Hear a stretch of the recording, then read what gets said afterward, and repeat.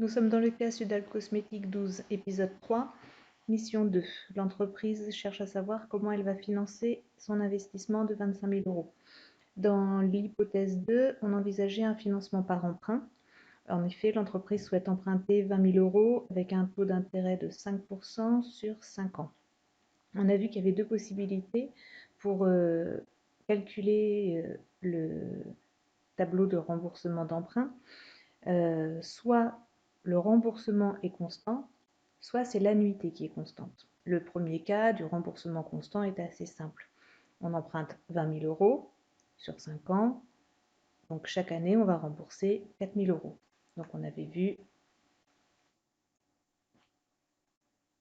que tous les ans on avait 4 000 euros remboursés.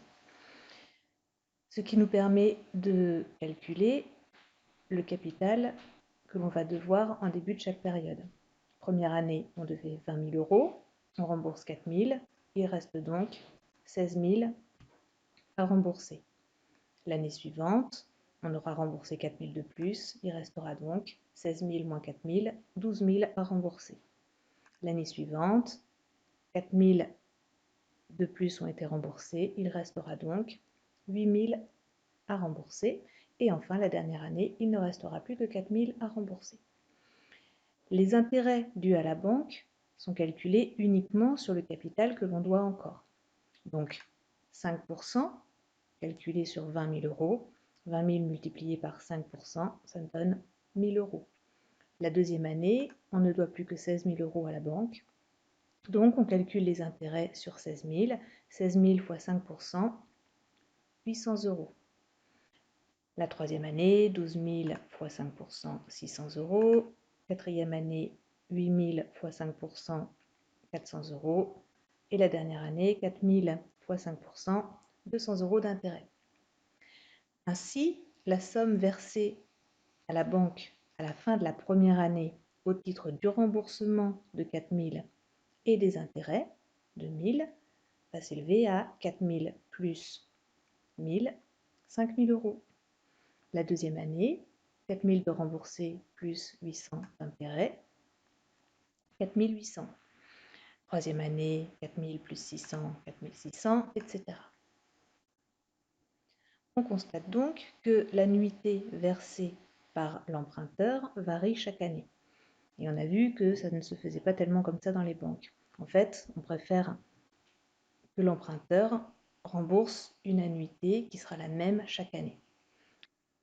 Pour effectuer le tableau d'amortissement d'emprunt avec annuité constante, vous vous référez à la fiche ressources 11 dans laquelle on vous donne la formule de l'annuité constante. Donc, cette formule, avec l'emprunt, nous on a un emprunt de 20 000 euros. T, c'est le taux d'intérêt, donc 5%, 0,05, sur 1 moins 1 plus T, à la puissance moins n, n étant le nombre de périodes. Donc comme c'est 5% par an, la période c'est l'année, et nous on emprunte sur 5 ans.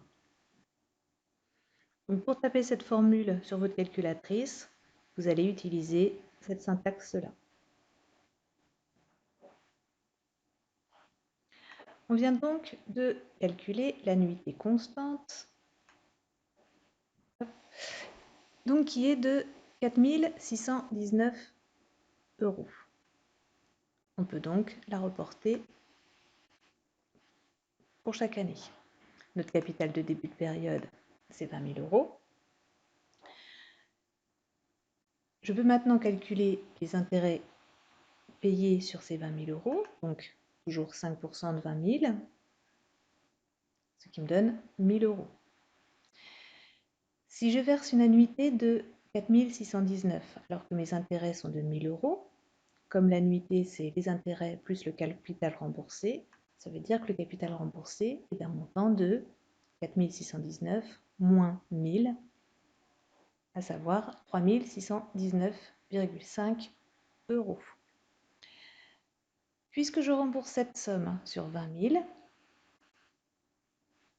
à la fin de l'année, je ne devrai plus que 20 000 moins 3 619,5, 16 380,5 euros.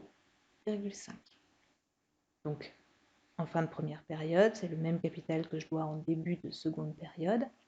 Je peux le reporter et je peux calculer l'intérêt sur ce montant.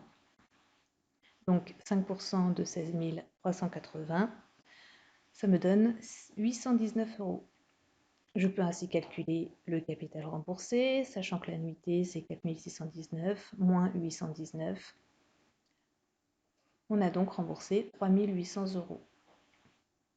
Le capital restant dû, c'est le capital en début moins le capital remboursé, ce qui me donne 12 580 € que je reporte ici.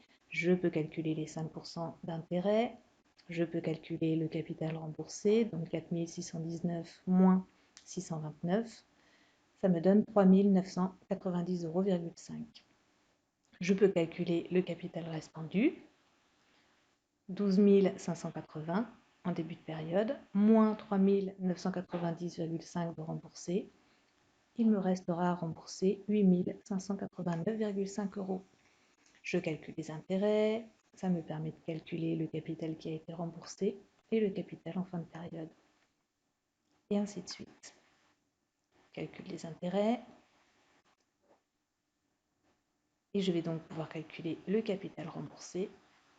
Je rembourse la dernière année le montant que je devais encore rembourser à la banque. Donc le capital en dernière période est de 0.